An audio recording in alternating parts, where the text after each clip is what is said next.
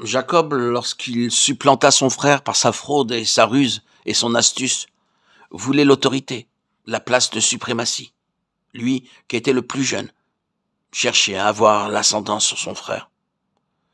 Or, c'est ce que Dieu avait décidé, et Jacob n'aurait pas eu besoin d'avoir recours à la ruse ou à la fraude. Dieu aurait veillé à cela, si Jacob s'était confié à lui. Cependant, c'est le désir qui était dans son cœur, d'avoir l'autorité et la prééminence. Ce qu'il dut apprendre au cours de ces 20 années, c'est qu'on arrive à l'autorité par le chemin de la soumission. Et pour Jacob, qui deviendra un prince à Bethel, la maison de Dieu, ces deux choses vont ensemble, l'autorité et la soumission. L'on ne peut et l'on ne doit pas séparer ces deux choses.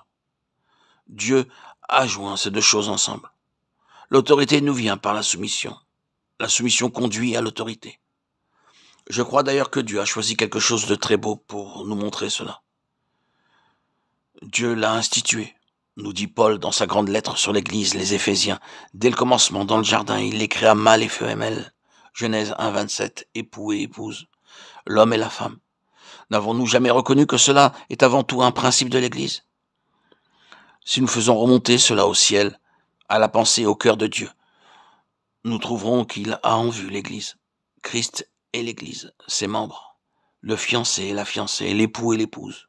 La relation, cette relation humaine du mari et de la femme, est donc dans la pensée de Dieu liée à quelque chose d'infiniment plus grand que ce qui serait simplement personnel, individuel, parmi les hommes sur cette terre. Ce n'est que la présentation, ou ce doit être la présentation d'une conception grande et sublime de Christ et de l'Église. Et les deux lois qui gouvernent Christ et l'Église sont celles de l'autorité et de la soumission. Comment l'Église arrivera-t-elle à régner? Par sa soumission à Christ. Comment Christ, la tête, est-il arrivé à régner? Par sa soumission au Père. L'autorité et la soumission sont inséparables. C'est une double loi établie dans le ciel. Ces deux choses, mâle et femelle, sont toutes les deux très sacrées aux yeux de Dieu. Et ni l'une ni l'autre. Elles ne doivent chercher à être l'autre. Si elles le font, elles renversent l'ordre divin et céleste. Elles existent pour représenter quelque chose de très saint, quelque chose de très sacré. Si nous le considérons plus intimement, nous verrons que ces deux traits se retrouvent dans la personne de Christ lui-même. Oui, combien nous devons à la soumission de Christ au Père.